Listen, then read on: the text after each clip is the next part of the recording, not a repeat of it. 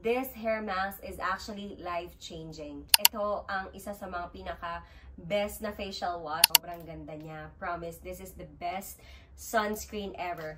This is one of the best mascara sa Japan. These are one of the top face masks sa Japan. Hello everyone! Welcome back to my channel. So it's me again, C, and we're off for another Japan video vlog. So for today's video, I'm gonna show you kung ano yung mga nabili namin sa Don Quijote, Tokyo, Japan. And it's all more about skincare, chocolates, and all the best things to buy from Don Quijote. So please everyone, stand by and watch this video. Let's go! So, nag-shopping kami sa Japan all throughout the days actually. Pero nag-Don Quijote kami during our last two days of our trip kasi we know na marami talaga kaming bibilhin. Knowing Japan, they have a very amazing skincare products. So, talagang I couldn't miss shopping this type of products. And also yung mga chocolates nila, favorites ko talaga siya, and we've been buying from resellers ever since because we are based here in Dubai, so wala talaga masyado kaming mabilhan, and mostly resellers lang talaga, and medyo pricey siya, so we're glad that we were able to travel sa Japan to find these things. So ayun guys, let me show you the things that we bought from Don Quijote. Ayan, let me start first with the skincare, okay? So these are face masks from Don Quijote, Japan. And these are one of the top face masks sa Japan. So kaya ito talaga ang binili natin. Kasi beauty is life, skincare is life. Yes. So isa-isahin ko siya kasi medyo marami akong binili. Basa-basa pa siya kasi kinuha ko siya sa fridge para lang makapag-video. So isa-isahin natin. So first one is this Kiana Rice Mask. Kiana Rice Mask. So, bali, before kami nag-Don Quijote, guys, it's very helpful. Mag-research muna kayo para pagdating nyo doon, alam nyo na kung ano yung mga bibilin nyo. Kasi, sobrang laki niya. Yung Don Quijote sa Shibuya is 5 floors. And 24/7 siyang open. So, napakarami ring tao. So, kaya kailangan, alam mo na kung ano yung mga gusto mong bilhin para at least, dire-diretso ka na. So, yun. So, ang ginawa namin, nag-research muna kami kung ano yung mga gusto naming bilhin, kung ano yung mga top skincare products dito sa Japan, and kung ano yung mga best buy na pwede naming mabili. So, nakakita ko sa TikTok ng isang video na nandun yung mga top products to buy in Japan. So, isa to sa mga nakita namin, yung Kiana Rice Mask. So, sabi nila sobrang ganda daw nito. I don't know kung ano yung effect niya kasi hindi ko pa siya nababasa. Basta yun, binili ko lang siya kasi sabi nila maganda. So, bilhin lang natin basta maganda. So, sabi nila ito yung top mask sa Japan. So, that's why we got it. This cost around 600 yen sa Don Quijote. So, you get a cheaper price if you're a tourist. So, you need to show your passport sa counter para ma-less nila yung tax refund. Yes, and they can give you the discount right away from the counter. It's not like in Europe na kailangan mo pang gawin yun sa airport. So, sa Japan, diretso na siya. Kaya, mas makapa-shopping ka talaga. Ayun. So, this first mask. Second mask is this Derma Laser Mask. Sabi nila maganda din daw to kasi it has collagen and it's an exclusive skincare item that will help your skin attain its optimum condition. Ano daw? Hindi ko na tagalugin yan. Hindi ko na siya tagalugin. So, sabi din dito sa likod, it's premium mask daw. Hindi ko rin alam kung ilang piraso to siya. Actually, ang bibigat niya guys. Sobrang bigat niya. Ito rin. Sobrang bigat niya. So, hindi ko alam kung isang piraso lang to siya sa loob. Pag na-try ko siya, sabihan ko kayo. So, this costs around 500 to 600 yen lang din. Ayan. Another mask that I bought is this Bright Skin face mask. So, it is for soothing, repairing, and also to prevent acne marks. Yun, this is very cheap. We got this for around 200 yen. 200 yen each lang siya. So, pwede kayong mamili ng mga ganito for pasalubong, mga ganon. Maganda din to siya for acne controls and for hydration. This next one is one of the top best buy talaga sa Japan. Hindi ka pwedeng pumunta ng Japan nang hindi mo nabibili ito. Okay? So, this is the Fino Hair Mask. Yes, Fino Hair Mask. This hair mask is actually life-changing. It's very, very life-changing. Guys, maniwala kayo sa akin, mas maganda pa to kaysa sa Vita Keratin. So, galing ng Pinas yung sister ko. May dala silang Vita Keratin. Sobrang ganda niya sa buhok. And I've tried it. So, para ka talaga nag-keratin. Walang ano to ha, walang endorsement. So, para ka talaga nagpa-keratin. Pero, nung ginamit ko to, sobrang ganda niya talaga. As in, Fino Hair Mask. Sobrang ganda niya. And mabigat lang siya, kaya di rin ako masyadong nakapagdala. So, we bought like around maybe 8 pieces of this kasi sobrang bigat niya. Pero, yun nga, I've tried it already and sobrang ganda. Sobrang ganda niya talaga sa buhok, ang lambot. Ang ganda niya talaga. Wala akong masabi. Parang I cannot compare this to any hair mask. Ito yung best hair mask talaga na try ko sa buong buhay ko. Ayun. Ang OA ko.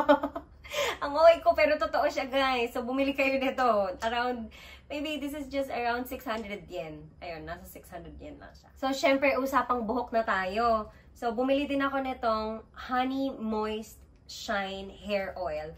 Ayan, naka-plastic pa siya kasi hindi ko pa siya nagagamit. So, itong hair oil na to, nakita ko lang din to sa TikTok. So, yung mga nakikita ko talaga sa TikTok, medyo mahirap. Kasi, napapabili tayo.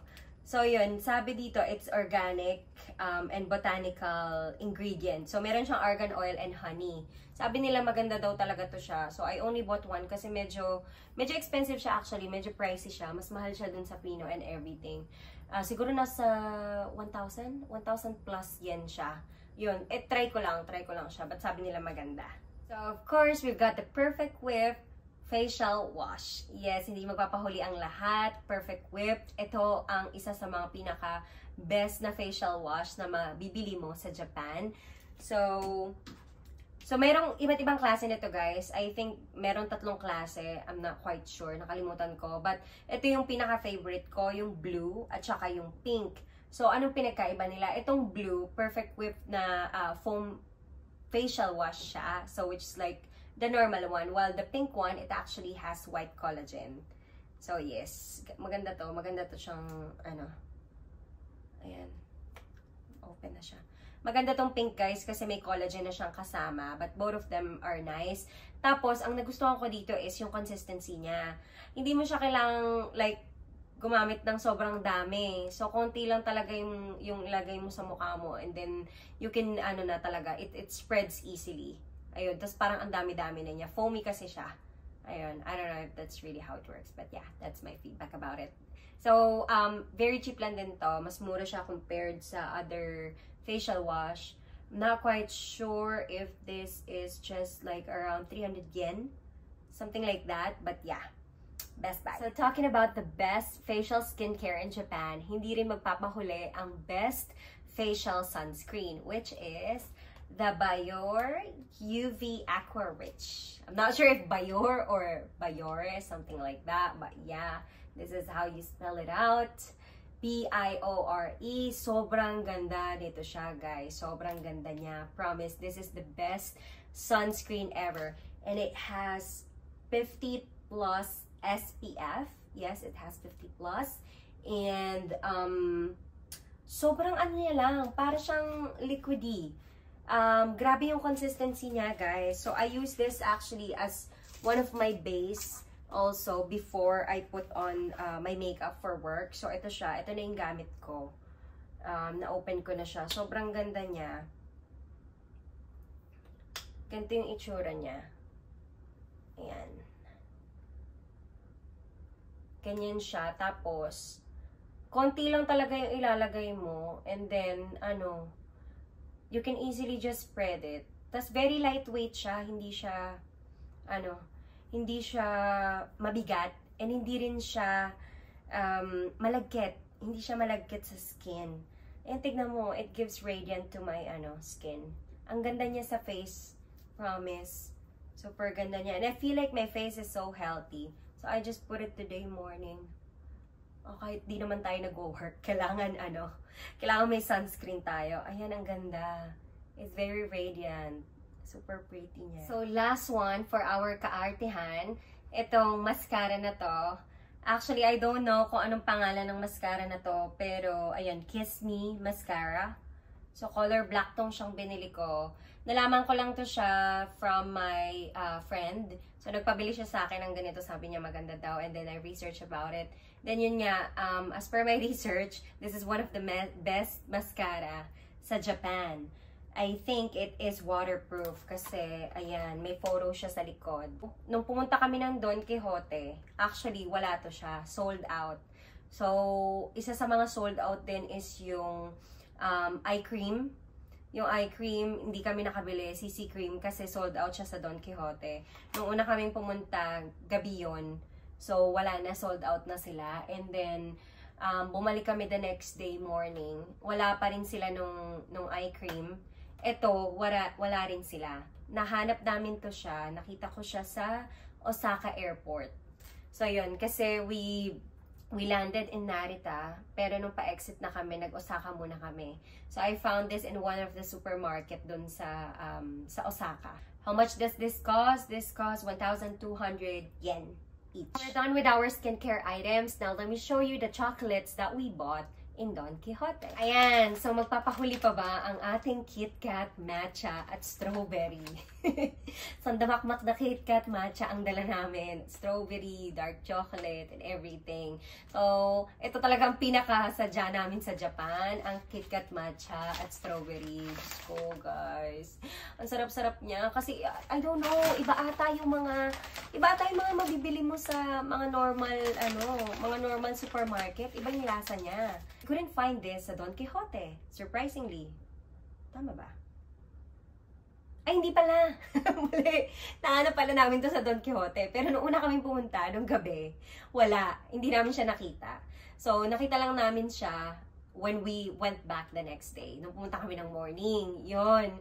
Doon na sila nag-refill. So, siguro, naubos siya nung gabi. Kaya, wala na kami nakita. So, nung the next day when we went back, ang dami niya. Sandamakmak na KitKat yun nandun. How much does this cost? This costs around like 220 yen. 220 yen. Another chocolate, guys. Sinong fan ng Meiji dito? Kasi ako, me and my sister, when we were young, so meron kaming kapitbahay na lagi silang merong mga Japan products and everything kasi may mga kamag-anak sila na taga-Japan, ganyan. Tapos, so, ang dami-dami nilang chocolate. And sarap-sarap talaga niya. And ever since, ayun, talagang gusto na namin itong mga chocolate na ganito. So, kaya we're so happy na we're able to go there to buy all the chocolates na, alam mo, nakilala namin simula nung bata pa kami. So, ito siya. Itong Apollo na strawberry chocolate. And also, the almond Meiji chocolate. Itong almond na to cost you around 200 yen din. Ito mga siguro mga nasa 100 yen din siya. So, kaya bumili kami ng mas maraming KitKat kasi mas madami siya. And also at the same time, halos same lang naman sila ng price nitong almond. So, kaya mas okay na yun. Mas okay na siyang pasalubong and also to store in our kitchen. So, syempre, last but not the least, ang paborito ng sambayanan ng mamamayang mga Pilipino at kung nasaan ka man sa mundo, ang Nissin Cup Seafood Noodles! Yay! So, paborito talaga to guys. Iba ang lasa niya talaga pagkagaling ng Japan. Sobrang sarap nito. Pagbalik namin galing Japan, ito na talaga kinakain namin. So, kaya almost naubos na talaga namin yung noodles namin. Ito lang ang kinakain namin na araw-araw pagkatapos namin gumastos sa Japan. So, yun. Itong cup noodles na to, nung gabi din na pumunta kami sa Don Quijote, wala siya. Hindi rin namin siya nakita. And then, when we went back the next day, wala pa rin siya. Imagine, wala pa rin siya. Ang meron lang sa kanila is yung jumbo. Yung mega. Oo, nakalagay ata jumbo or mega, something like that. Pero hindi itong original. Hindi ito siya. So, kaya, umalis na kami. Nakahanap yata kami nito. Saan ba? Yun, ang dami na kasi naming dala. Nung nandun kami around Shibuya, nung nag-shopping kami last day. Tapos the next day, palipad na kami sa Osaka. So, nung nandun kami sa airport, kung saan ko nakita yung mascara na binili ko, doon ko rin nakita tong Nissin Cup Noodles. So, this cost like around maybe siguro mga nasa 200 plus yen din siya. So, not bad. Parang same lang din siya sa Don Quijote price. So, very, very good buy na siya. I'm so happy na we were able to find this sa Osaka. Yes.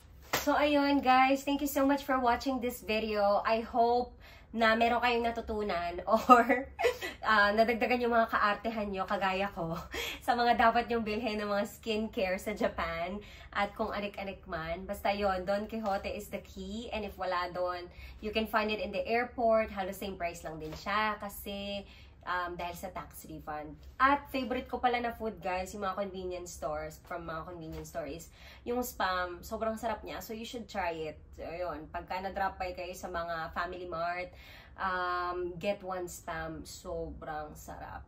Thank you so much for watching my video. And if you have any questions, kung may tanong kayo, or if there's anything that I could help, just comment down below and I'll be more than happy to check it out for you guys.